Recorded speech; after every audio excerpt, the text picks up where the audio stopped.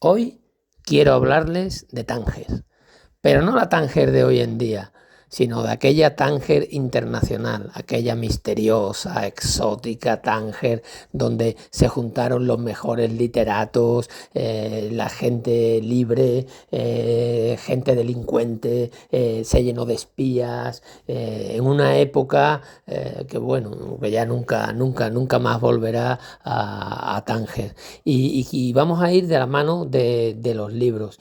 Eh, lo primero que tenemos que ver es por qué se hace ciudad internacional Tánger. Tánger es ciudad internacional desde 1923 hasta 1956 y tiene ese estatus porque, bueno, en los países ya saben que a principios del siglo XX, 1909, 1905, todo viene también de la conferencia de Algeciras, fundamentalmente entre Inglaterra y Francia, que son los primeros que entran en conflicto cuando intentan unir todas sus colonias de norte a sur, ingleses, y de este a oeste franceses, y al final, pues bueno, entre todo ese tipo de convenios que se hacen, pues se crea la Tánger Internacional. Es una Tánger donde llegan a estar hasta 9 países gobernándola. Claro, se crea un ambiente que no hay en ningún otro lugar del mundo. La Asamblea Legislativa Tangerina estaba compuesta por miembros de los estados que firmaron, ¿no? Había 6 marroquíes, 4 franceses, 4 españoles, 3 británicos, 2 italianos, y un belga, un americano, un holandés y portugués, ¿no? La autoridad máxima sería entonces el administrador, ¿no? Durante los primeros 6 años se queda en que fuera francés. Esto a España, lógicamente, no le gusta mucho porque España tenía el norte del protectorado, ¿no? Pero sí que se crea una zona libre, libre comercio, sin impuestos. Pues bueno, la imagen que tenemos de Casablanca, la película Casablanca de Humphrey Bogart e Ingrid Bergman, no es Casablanca. La película esa debía de haberse rodado en Tánger porque es Tánger, que es donde estaban alemanes, ingleses, franceses y españoles, donde ocurre todo, ¿no? Desde 1923 hasta que empieza la Segunda Guerra Mundial, Tánger pues disfruta de un ambiente, aunque está llena de espías, ¿eh? Es un mundo lleno de espías. En el año 40, pues también fruto de ese acuerdo, se acuerda que sean las tropas españolas y no las alemanas o las inglesas las que tomen Tánger, ya que el follón en África era inminente. Entonces las tropas españolas toman Tánger, con el añadido de que había mucho exiliado republicano que en el año 39 marcha donde puede, y miles de ellos marcharon a Tánger, y hubo alguna que otra disputa en los cafés, como el Café París, el Café Central de aquel entonces, o el Café Jafar, que se funda en 1921, y eran donde iban desde espías, mujeres bellas, inconmensurables, ricos, pobres, delincuentes, extraperlistas. Es un café bueno, que también hay que visitar. Está muy concurrido, ¿eh? Cuando vas allí, o vas a determinadas horas, o es difícil sentarse. Pero sí que puedes vivir leyendo esa Tánger de entonces. Es por ello que por lo que la generación Beat, porque había un ambiente de libertad, tanto sexual como, bueno, el tema de las drogas, el tema ya saben cómo son los autores de la generación Beat, como Paul Bowles, Allen Ginsberg, William Burroughs, el mismísimo Tennessee Williams, que estaba allí con un amor libre, desenfrenado, como Jane Bowles, que estaba casado con Paul Bowles, pero su amante era la mujer que está en su casa trabajando, su sherifa, que bueno, también es una historia triste porque termina prácticamente abduciéndola con las drogas y bueno, también con el amor. Los dos eran homosexuales, tanto Paul Bowles como Jane Bowles. y vive en esa Tánger internacional, vive en esa Tánger de libertad, ese ambiente donde 9 países están gobernándolo, donde la justicia está repartida como los chistes, un español, un belga, un inglés, un francés.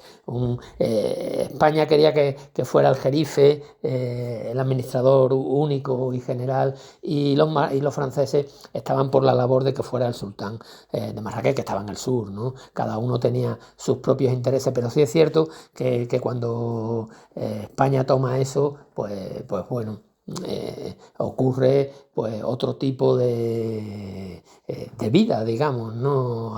Las dos vidas estaban muy diferenciadas, ¿eh? Las occidentales y la árabe. Prácticamente no se tocaban porque mucho árabe trabajaba para el occidental, pero salvo este proceso de osmosis social que hay cuando entran unos en otros, no, prácticamente no se tocaban. Bueno, también tenían amores y tenían amantes, como ya he contado, con Jane Bowles y su famosa Cherifa.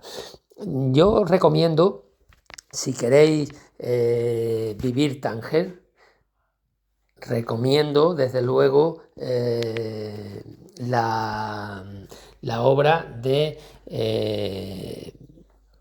Ángel Vázquez. Ángel Vázquez tiene una novela que es una obra maestra, que es La vida perra de Juanita Narboni. La vida perra de Juanita Narboni es una auténtica obra maestra y está basada en esos años de la Tánger internacional. Está muy bien escrita en el sentido bueno, es un artista fuera de serie, aunque tiene 3 novelas. Las otras 2 novelas, Se enciende y se apaga una luz, que fue Premio Planeta, y Historia de una mujer feliz y sola, que pues bueno, son mujeres solas, sus protagonistas fundamentalmente no están a la altura de la vida perra de Juanita Narboni. Con Juanita Narboni pues le pasa lo que a Juan Rulfo con el Pedro Páramo. Llega una varita mágica, te toca y escribes una obra maestra.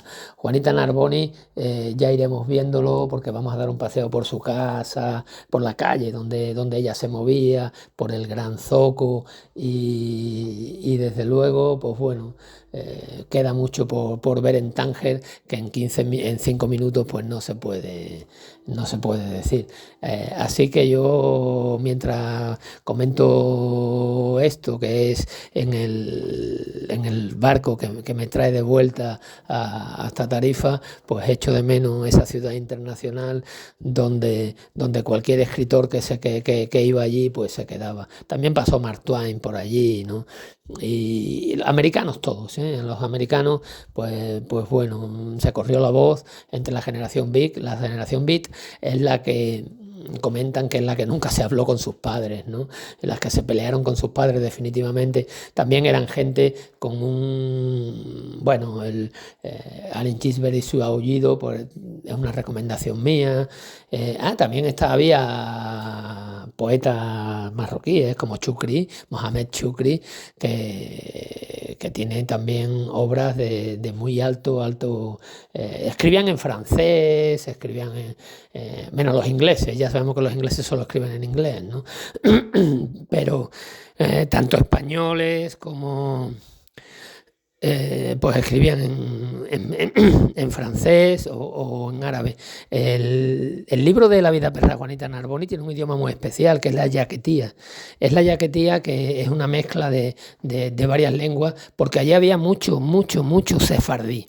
Y esos sefardíes pues hablaban idioma sefardí, y ahí se mezclaba el sefardí con el castellano, con el árabe, con el bereber, y dio un idioma que Ángel Vázquez lo dominaba porque lo escuchaba mucho en casa de su madre. Bueno, no en su casa, sino en la tienda que tenía su madre. Su madre tenía una sombrerería que estaba en la calle Sianguía, y que también la veremos y pasaremos por allí porque está en el Gran Zoco.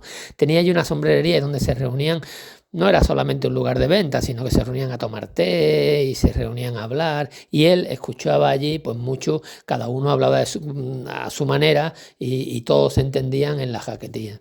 Y por eso Ángel Vázquez domina ese idioma que es muy, muy bonito, tratándose de la lengua sefardí, de la lengua bereber, de la lengua árabe y del castellano, pues puede imaginarse que sale pues una maravilla digna de escuchar. Y bueno, poco a poco iremos viendo en algún otro vídeo pues cómo era la Tánger internacional y la Tánger de los escritores que yo adoro.